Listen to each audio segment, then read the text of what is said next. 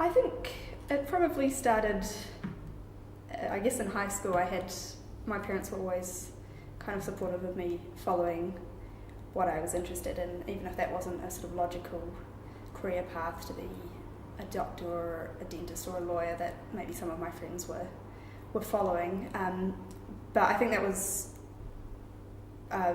really good advice, and so I had their support to sort of just do something I was interested in, and I went to university in Otago, which is in southern New Zealand, and I think that was a really valuable sort of growing up experience, living away from home, and I had amazing support there that sort of from academics who'd been at Cambridge who sort of supported my application to come here. But I think looking back, it's not something I maybe put as much thought as I could have in. I didn't apply to any other universities for postgraduate studies. I hadn't maybe explored all those other options to the fullest degree. I sort of just jumped at this opportunity, which I worked out, and I had funding through a Commonwealth scholarship. So I just sort of jumped at it without thinking it through a huge amount. And I think it has worked out really well. But yeah, looking back, I can see it was sort of quite fortuitous that things fell together without perhaps as much reflection as I could have given it, or as a lot of students do when they're considering their postgraduate course. So I think, a lot of hard work, a lot of support from other people, and then just sort of a bit of luck, which I know women often get told off they shouldn't attribute things to luck, but it does seem sometimes, things do, you can't predict how they're going to plan out, and that's not necessarily a bad thing, so yeah.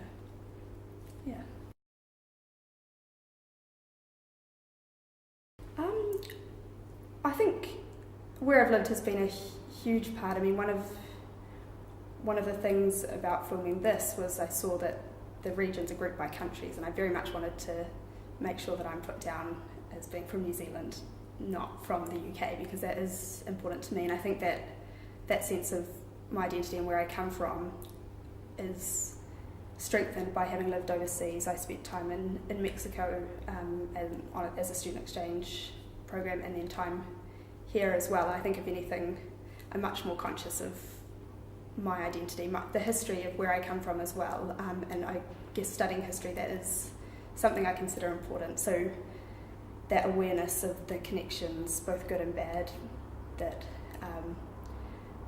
connect New Zealand with the UK, which, this is like a rite of passage that so many New Zealanders do, that my parents did in their time as well, but it has really made me value the things that I like about New Zealand.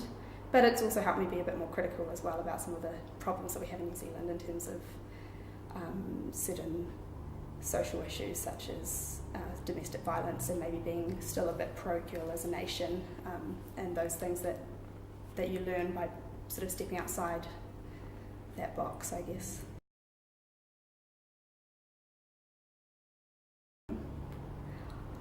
I think there's a lot in the media about how it's difficult to be a man today, and there's a sense of a sort of pushback against the sort of what might be called third wave feminism. But I think actually, equally, I think women is struggling today about what that means, and how to achieve work-life balance, how to be feminine but not be weak. And I think maybe it's something we don't consider in a kind of overt way in every single day, but I think it is a struggle. And one of the things I'm very conscious about is about moving forward, if I want to follow an academic career path, that there are still a lot of barriers for women getting up to being a tenured professor that don't affect men in the same way. So I think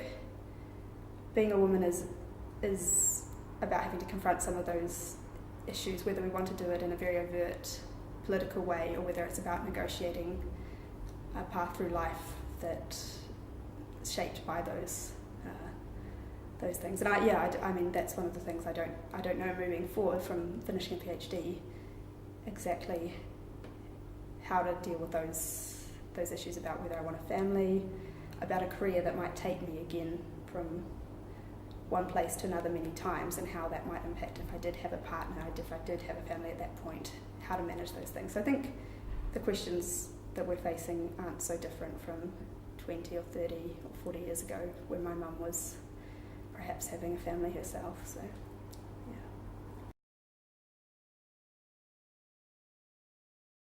I guess I can think of two things that perhaps embody fulfillment for me, and one's probably a sense of perhaps a job well done, that that you've worked towards something and you've been able to sort of complete it, not so much just ticking a box, but a sense that you've achieved what you wanted, you've met a goal that you'd set for yourself.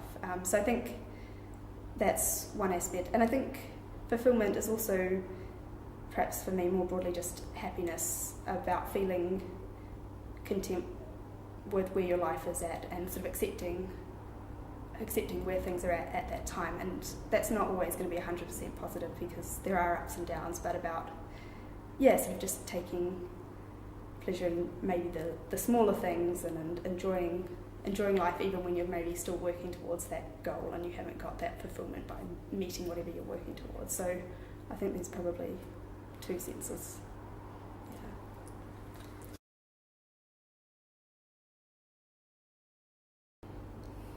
Lots. I would give lots of advice to my younger self. I think I spend far too much time feeling insecure and unsure about myself, and that's a lot of energy to waste. There's so much more that I could be doing with my time if I wasn't spending it thinking, oh, I don't know if I'm good enough to do this, or have I made the right decision, and so on. So I think my advice would be to not be so critical, to not spend so much time worrying about my abilities. And again, much easier said than done, because I don't have a magic solution to tell my younger self how to actually make those changes. So yeah.